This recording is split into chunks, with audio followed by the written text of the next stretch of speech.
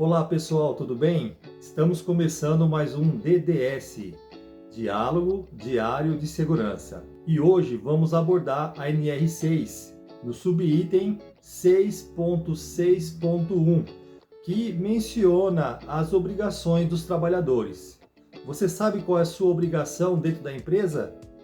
O que a empresa precisa fazer com respeito aos EPIs? O que fazer com o EPI quando ele está danificado? Será que posso trocar o meu EPI por um novo? A empresa pode cobrar pela entrega do EPI? O que fazer quando a empresa entrega um EPI que não é apropriado ao risco que eu estou trabalhando? Por exemplo, no item 6.6.1 diz: cabe ao trabalhador quanto ao EPI. Abaixo desse tópico, nós temos aí da letra A até a letra E, explicando sobre as responsabilidades dos trabalhadores. Na letra A diz o seguinte: usar o fornecido pela organização, observado o disposto no item 6.5.2. Bem, então quando a empresa entrega o EPI, você deve usar o EPI. Porém, neste item diz que você deve observar o disposto no item 6.5.2. O que aborda esse item? Vamos mencionar aqui dois aspectos. O primeiro, atividade exercida. Ou seja, o colaborador, se ele perceber que aquele EPI não protege do risco, ele precisa mencionar a empresa para trocar o EPI. Então, ele deve pegar o EPI adequado ao seu risco. O outro aspecto é observar as medidas de prevenção quanto aos perigos devido àquele risco, porque pode acontecer do colaborador pedir o EPI para o departamento responsável e o departamento fornecer um EPI que não tem nada a ver com o risco que o colaborador está exposto em sua atividade. Vou dar aqui um exemplo. Digamos que o colaborador recebeu uma botina de segurança, porém, no seu local de trabalho, constatou-se que há muita umidade ou é lavado frequentemente e a sua botina fica encharcada de água. Então, essa botina de segurança não é apropriada para esse risco. É preciso que ele receba uma bota de PVC impermeável para poder trabalhar nesse setor que tem a umidade. Veja que nesse aspecto é mencionado que o trabalhador precisa observar as medidas de prevenção em função dos perigos identificados. Digamos que ele foi designado para fazer um trabalho no telhado, um trabalho em altura. Ele vai até o departamento responsável de EPI, retira ali o cinto paraquedista para fazer o trabalho. Mas, chegando no local, observou-se que não tem uma linha de vida, não tem um ponto de ancoragem. Se ele ancorar o cinto de segurança em qualquer local, pode ser que aquele ponto não é suficiente para aguentar o seu peso. Vamos então à letra B, que diz: utilizar apenas para a finalidade a que se destina. Então, é proibido usar o EPI que foi fornecido pela empresa para atividades pessoais ou atividades corriqueiras em sua casa ou em outro ambiente. Veja um exemplo. O colaborador recebeu uma botina de segurança e ele trabalha no setor agrícola. Porém, a empresa observou que por um período ele começou a trabalhar na empresa com a botina com marcas de tinta e resíduos de cimento. Ou seja, ele provavelmente estava levando a botina para a sua casa e nos finais de semana trabalhando em reforma da sua casa ou em outras construções. Então, isso seria inapropriado, pois o item B diz: utilizar apenas para a finalidade a que se destina.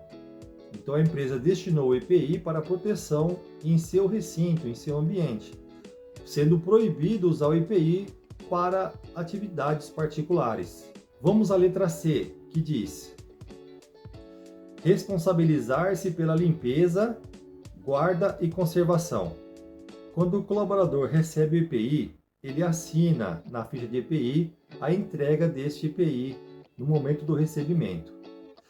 Isso indica que ele está concordando com esse ponto da norma, que é responsabilizar-se pela limpeza, pela guarda e pela conservação. Ou seja, a empresa pode aplicar alguma disciplina caso o colaborador não limpe, não higienize o EPI. Neste item surge uma pergunta: a empresa pode cobrar pelo fornecimento de EPI? A empresa ela é obrigada a entregar o EPI por lei, sem cobrar nada do colaborador, sem nenhum custo para o colaborador.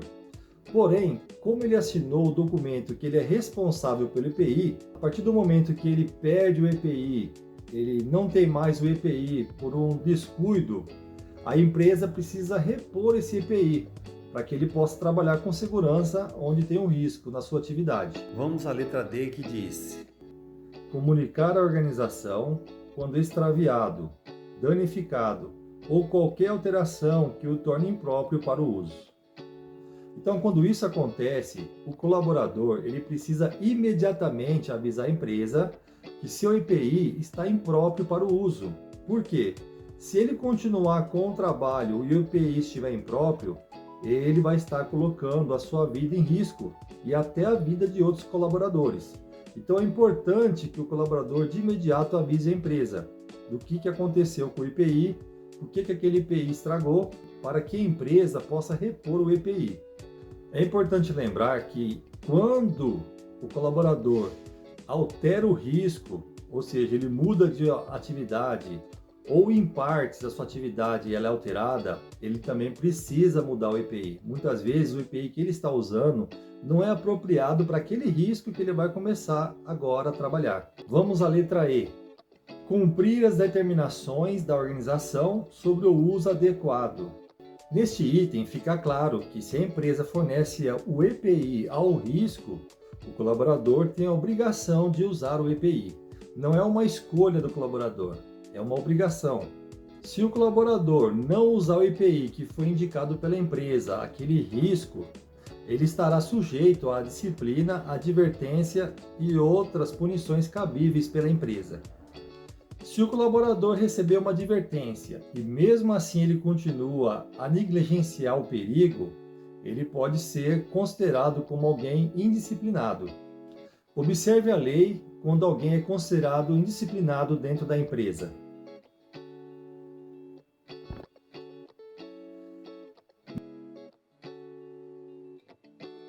Mediante esta lei, o colaborador estará sujeito a ser demitido por justa causa.